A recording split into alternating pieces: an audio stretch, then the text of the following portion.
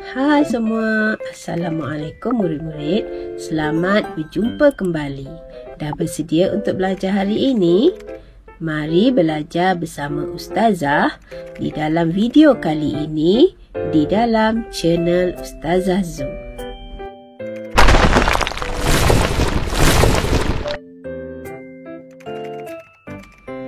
Baiklah murid-murid, pada hari ini seperti biasa, murid-murid akan belajar bersama Ustazah mata pelajaran Pendidikan Islam dengan tajuk Jagalah Harta Benda Awam, bidang adab untuk tahun 6. Murid-murid juga boleh merujuk kepada buku teks Pendidikan Islam tahun 6 di muka surat 189 sehingga 192. Mari kita mulakan pembelajaran dengan bacaan doa. Bismillahirrahmanirrahim. Allahumma ftah alaina hikmataka wanshur alaina min khazaini rahmatika ya arhamar rahimin. Murid-murid, untuk pembelajaran hari ini, apa yang murid-murid perlu dapat? Yang pertama, dapat menyatakan contoh-contoh harta benda awam. Yang kedua, dapat menjelaskan adab terhadap harta benda awam. Yang ketiga, dapat menghuraikan kepentingan mengamalkan adab terhadap harta benda awam. Yang keempat, dapat menganalisis akibat tidak mengamalkan adab terhadap harta benda awam. Dan yang kelima, dapat merumus dan mengamalkan adab terhadap harta benda awam dalam kehidupan harian. Murid-murid, mari perhatikan dan fikirkan gambar yang ada di sini. Gambar ini menunjukkan satu kawasan yang mempunyai pelbagai kemudahan harta benda awam. Contohnya seperti perhentian bas, sekolah, pondok telefon, masjid dan taman permainan. Semua kemudahan harta awam di sini diperlukan dan digunakan oleh semua penduduk setempat di situ. Harta awam milik bersama, guna cermat, tidak membazir. Hindari perbuatan vandalisme, bertimbang rasa, senyum terukir. Ya murid-murid, harta benda awam yang ada di situ adalah milik bersama semua penduduk di situ. Gunakanlah dengan sebaiknya.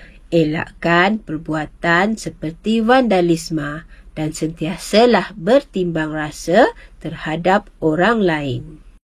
Ini adalah beberapa contoh harta benda awam seperti stesen bas, taman permainan, sekolah, masjid dan lain-lain lagi. Murid-murid boleh fikirkan harta benda awam yang lain yang ada di tempat murid-murid. Apakah adab yang perlu kita amalkan terhadap harta benda awam? Ya, yang pertama, kita gunakan harta benda awam dengan cermat. Contohnya, menggunakan telefon awam. Yang kedua, mematuhi peraturan yang ditetapkan, seperti ketika berada di dalam perpustakaan awam. Peraturan di dalamnya hendaklah kita patuhi supaya orang lain mendapat keselesaan. Yang ketiga, bertimbang rasa terhadap pengguna lain. Sebagai contoh, menggunakan tempat meletak kereta.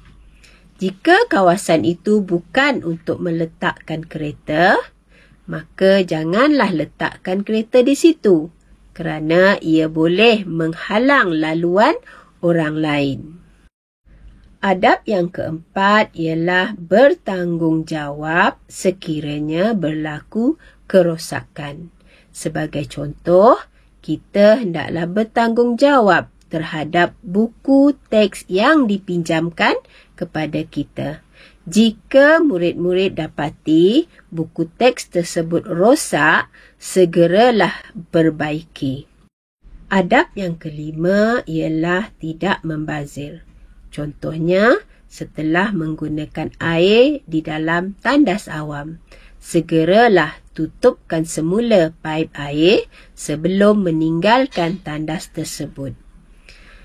Adab-adab ini semuanya menjelaskan kepada kita bahawa kita hendaklah mengamalkan sikap bertanggungjawab dan bertoleransi terhadap penggunaan harta benda awam.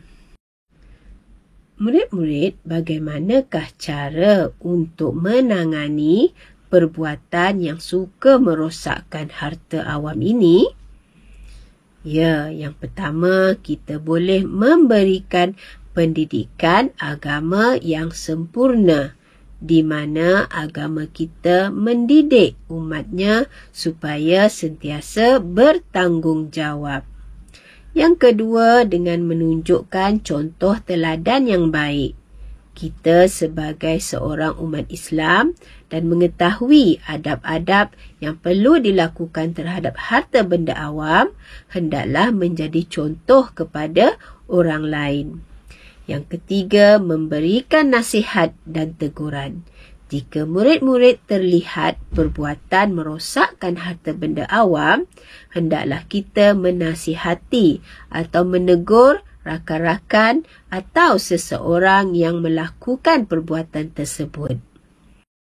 Cara yang keempat ialah mengadakan kempen yang bersesuaian.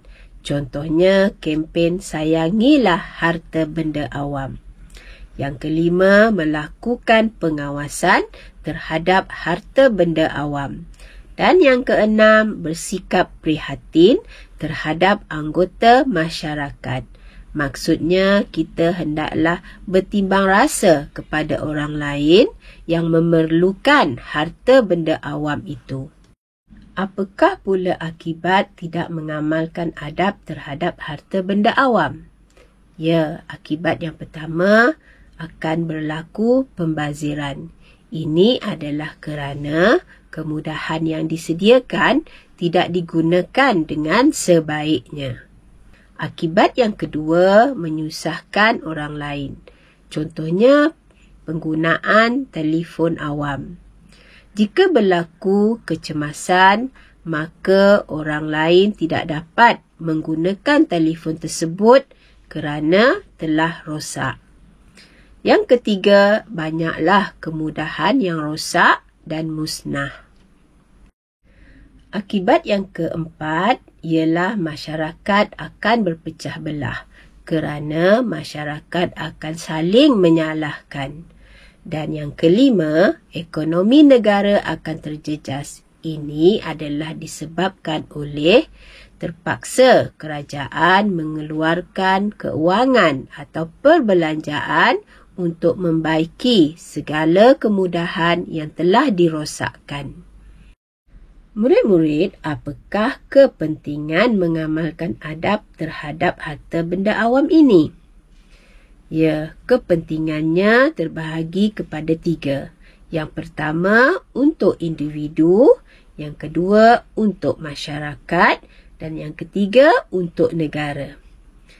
Untuk individu, kita akan dapat melatih diri supaya lebih berdisiplin dan memberikan kemudahan dan keselesaan kepada pengguna yang lain.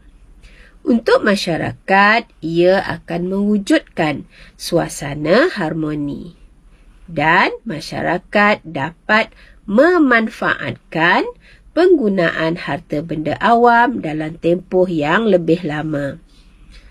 Untuk negara pula, ia dapat menaikkan imej negara kita dan menjimatkan kos penyelenggaraan untuk membaiki kemudahan tersebut.